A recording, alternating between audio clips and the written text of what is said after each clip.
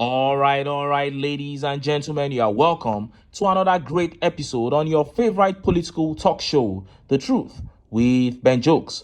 Now, the trouble in Nigeria continues, and at this point, even members of the ruling class are no longer in agreement. As a matter of fact, they are in strong disagreement because the policies of the Tinubu regime have clearly failed to address the major problems of this country. As a matter of fact, his policies have further compounded the problems. Senator representing Borno South, Ali Ndume, has threatened to pull out of the APC because of the new tax reforms, which is said to make life harder for Nigerians. Some will say northern senators are against the bill because it will reduce the amount of allocation that gets to them. Okay, let us agree that that is true and that the northerners are fighting for themselves. How about the aspect of the bill that seeks to raise value-added tax to over 10%? Wouldn't that affect southerners? Okay, why are southerners not fighting for themselves then? Does it mean that southerners are stupid people? You see, the truth is just that this government lacks direction. This regime has absolutely nothing to offer than to impoverish and enslave Nigerians. And few hours ago, 3 updates dropped separately, but in many ways, they're connected to send shock all through West Africa. The first update came from the president of Chad. The 40-year-old president made a pronouncement setting his country free from the bondage of the West. And shortly after that, the 44-year-old president of Senegal, Faye, followed with his own pronouncement that sought to liberate Senegal. And Nigerians and other Africans on social media were ecstatic. They began reacting, excitedly to those 2 bold pronouncements made by these young leaders of Chad and Senegal. They began praising them for their guts and their commitment towards liberating their country. Then suddenly, a disgraceful video of 98-year-old Tinubu popped up where he was selling Nigerian youths off to the 46-year-old president of France. Before I show you details of these updates and how Nigerians reacted, let me quickly show you these videos. The first video here is an interesting video of Senator Ndume speaking on the tax reforms of Bola Tinubu. See the video. That is number 1. Okay. Number 2, there is so just before you move forward, tell me, when do you think would have been right to present this bill? When there is no hunger, when people are living, not surviving. Look at what is happening in America. Before they swear in Donald Trump, didn't you hear him? I sent you that he said he's going to cut taxes because of inflation. Are we not having inflation? Inflation is going up. We're supposed to cut taxes. Ghana here, that are neighbors, they are cutting taxes. They reduced their VAT from 17% to 3%. Go and check it. They have abolished airline ticket VAT. They have abolished, tax on imported spare parts. They have abolished several taxes in Ghana here. I imagine that the proposition. So they are moving. Wait now. Yeah. You should move from tax reform to first in Nigeria. What we need to do is to reform the government. Part of it. Go and check our personnel and overhead expenditure for this 2024 is about 50 to 60% of the budget itself. We are here in November. 20% of the budget has not been implemented. But if you check the recurrent expenditure, it has been exhausted. So that means over 15 to 20 trillion is going into personnel, debt service, recurrent expenditure. Go and check. This is not... But Senator... we should reform the government, number 1. Reform, not only executive, reform the government holistically. Then, number 2... Including your Senate? Yes, my salary. Maybe reduce the Senate and the National Assembly to one unicameral. Is that how to go? That is okay with me, if it will reduce costs and it will make a difference. The only problem with that kind of government is that you have a one-way role, Like now, the advantage of bicameral legislature is that we have passed this to second Senate, reading. yeah. If the House of Rep doesn't pass it, it's as good as nothing. So the other thing, you said two things. First of all, is the timing. But I also want to give you the second one. Yeah, please. On the part that you mentioned about some of the items that should be exempted. Just for a moment, sir. One of the some of the items you talked about in exemption, that in the case of Ghana, but the proposition in this bill seems to exempt most of what the average and the poor will buy. Food. That is not essentials. True. That is not true. That is what is in that bill. That is what they are saying now. This is what I'm telling you. Which one will you take? I've read the bill too. But I'm telling you, no. What you read? You misinterpreted the bill. Maybe the copy you read is different from the one same. I have. Are you one of those who think that you are more knowledgeable than myself? You finished from Ohio, Senator. Yes. Why didn't you go to an American university? So you see? I finished here. Sit down and listen. Number two, because I've been a teacher, sir. For 20 years? Yes. I taught for 4 years. So we might be in the... 5 times, I taught 5 times. But on a serious note, number one is the timing, wrong timing. Number two is the issue of derivation, which is there. Derivation is a Number three is the issue of VAT. Okay. And number four is the buy-in and lack of consensus and the buy-in of Nigerians. Wow, an interesting discussion there. And first of all, let me say that Seun Okinbaloye is one of those who clearly misunderstood the tax reforms bill. The bill is constructed in a way that it says it will not do something, then it goes behind and it does it. It says it will not tax the poor's major item, which is food, but it will tax the items that are used to produce the food. So what happens? The producer will shift the burden of tax to the food item after production, so the price will increase. And who bears the burden? It is still the poor that buys the food. It is simple mathematics. It is the same thing that happens when government increases the price of petrol. They don't need to announce that they have increased the price of a bag of rice or even roasted corn. Let's use Tinubu's example. Just increase the price of petrol and watch everything skyrocket. That's what happens. And what Senator Ndume was trying to say in that interview is that if Tinubu genuinely wants to do reforms, tax reforms are not where he should start from. He said we should start our reforms from governance itself. Then he gave an example with the 2024 budget. He said 50% of that budget is for personnel and overhead cost. That includes traveling cost, private jet cost, buying of yachts, salaries and allowances, honorariums, office of the First Lady, workshops and symposium, and all manner of nonsense. Then he went ahead to confirm that that part of the budget has been properly executed. They have released the money and people have pocketed their monies. But the part of the budget that concerns Nigerians in general is still left undone. And we have less than 35 days to the end of this year. So no matter how you want to look at it, this man Ndume has clearly pointed out the wickedness and purposelessness of the Tinubu administration, and Nigerians would either rise against it or enjoy their slavery in peace. Point blank, period. The next video here talks about the secrecy in the mode of operation of the NNPC, which is clearly unacceptable, saying that the NNPC is an organization that belongs to Nigerians. See the video. It's to do more with communication in a transparent manner to Nigerians. We have to say the basics. The basics are this refinery that the NNPC is running is owned by Nigerians. We are the owners of this asset, and the NNPCL is our servant. They are our workers.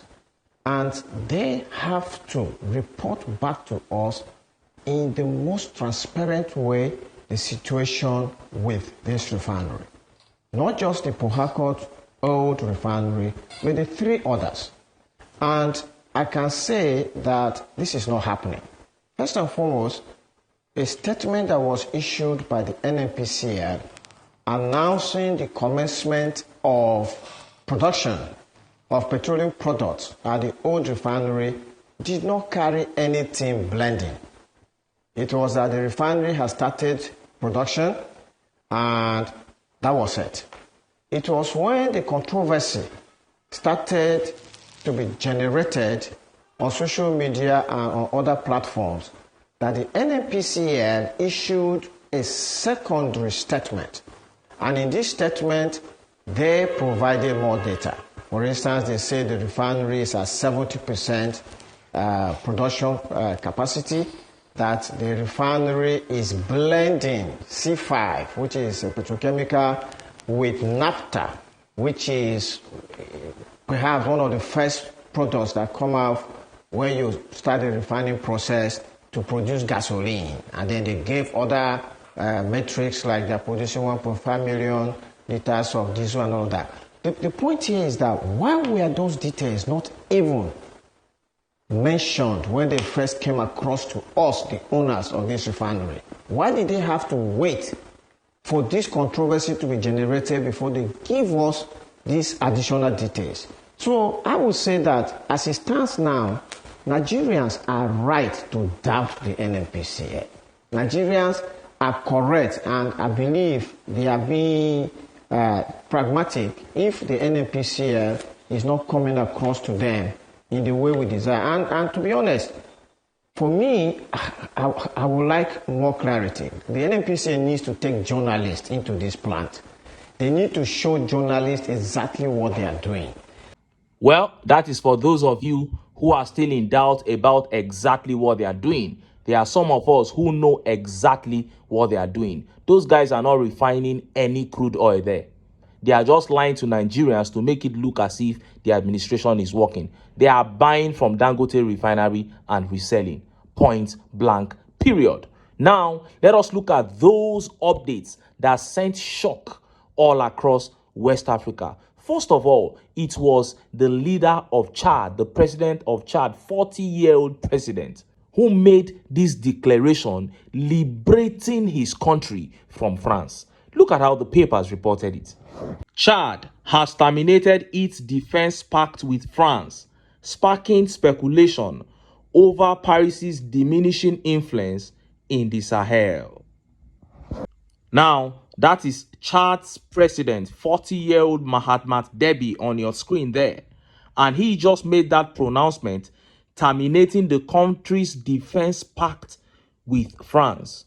He said whatever defense problems they have, whatever security problems they have, they will handle it as a nation. And of course, they can collaborate with neighboring African countries to handle it. He said they don't need France. And Nigerians and other African countries began praising him for this move. Then the president of Senegal, 44-year-old Faye, followed up with this. Senegal orders closure of all French military bases amid 80th anniversary of massacre.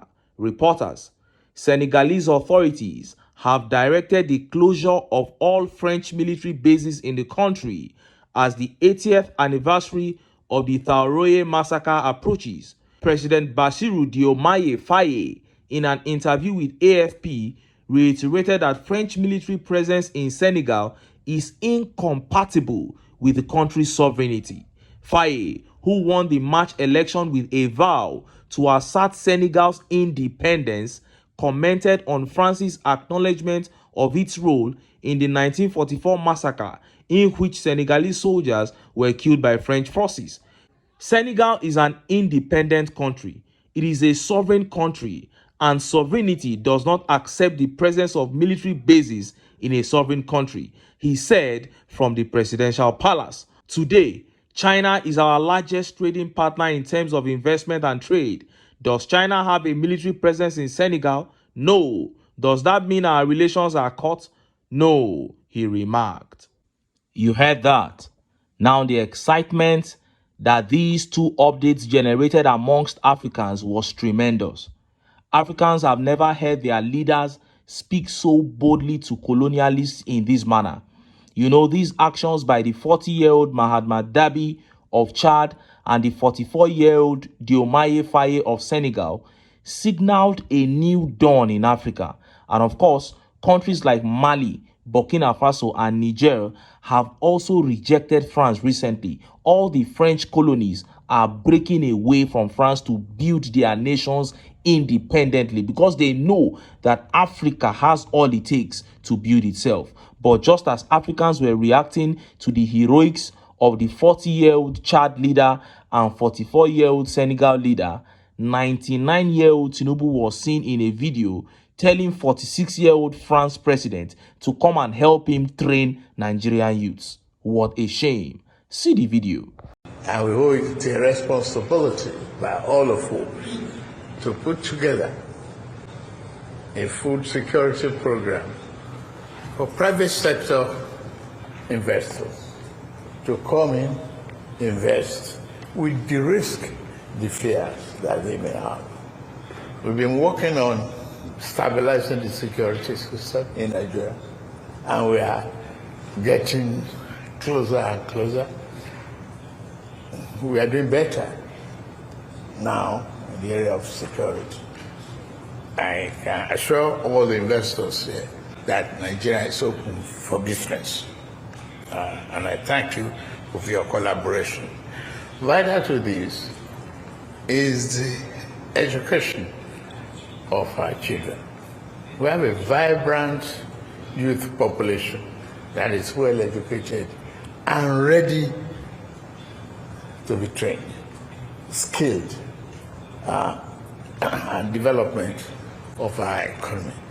This, I will emphasize, that we need the French expert and investment to do more in this area to help develop our youth population. Wow. Wow. What an insult. This is unbelievable. You are appealing to French experts to come and help develop Nigerian youths. What does that even mean? What does that signify? You go out of your country disgracing Nigeria like this. Nigerian youths are the most insulted youths in the world. And to think that Nigerian youths are so brilliant, intelligent, hardworking people. You are saying French experts should come and help Nigerian youths. What happens to you fixing your own country and watch how these youths will thrive? What happens to you providing equal opportunities for young people in this country? People are asking for just stable electricity. Just provide stable electricity and see what will happen. And now you so-called leaders have gone from not being able to provide stable electricity, you have added insecurity on top. Now, people who want to do just primary production, agriculture, can no longer do it because of insecurity. And then you came, Tinubu, you increased taxes, made the business environment so inconducive for business people in this country, especially young people. Your CBN governor is raising interest rates every day, making borrowing impossible for entrepreneurs to thrive. And you are going out to talk as if we are confused people that cannot even do anything for ourselves. Healthcare, you say they should come and help you. Education, you say they should come and help you. Business, you say they should come. So what is it that we can do for ourselves? While other African countries are breaking away from these colonialists, you are going to submit yourself to them. And Tami Ubani here says, France should help develop your youth population because they don't have anything else to do, right? That is it. I've never heard any leader of any country tell another country to come and help them develop their own youths before. It does not even make sense at all. And Lord knows here says, no actionable statement, no plans, just an incompetent man pushing out words he has no idea what they mean. That is it. And Andy here says, what does France have to offer? What did France offer Francophone countries in Africa all these years? You need to look at that. The Francophone countries are breaking away. You are going to ask them to come and help you develop your youths. And this tweet here says, the French government should come from France and come to Nigeria to help you train your own youths. Tinubu, you do this one, oh, I'm telling you. What is this? Arojile here says, see president of a country. Disappointed, man. And Gaobuna here says, Bat just they disgrace himself and Nigerians. It is shameful. This begging strategy is not nice at all. It's not nice in any way. We have what it takes in this country. And Basil here says, Macron couldn't be more flabbergasted. He was just looking at Tinubu with so much pity as to say, how can Nigerians elect this man? How possible is that? Well, ask judiciary and INEC. They don't do wetin dem do, and Nigerians don't find themselves in this situation. But who are the people suffering? It is the common man. And that is why we keep appealing to common Nigerians to keep sentiments aside. This country is a sinking ship. It is time for us to unite and rescue our country. When next the opportunity presents itself, Nigerians must cast sentiments aside and put their foot down and elect people whose hearts beat for this country and who have the expertise and the know-how to set us on the right track. But until then, make I still enter town. Make I go get some ogbonge political news wey una go like. Why? Because of una. Now I dey here, so don't go away. Don't go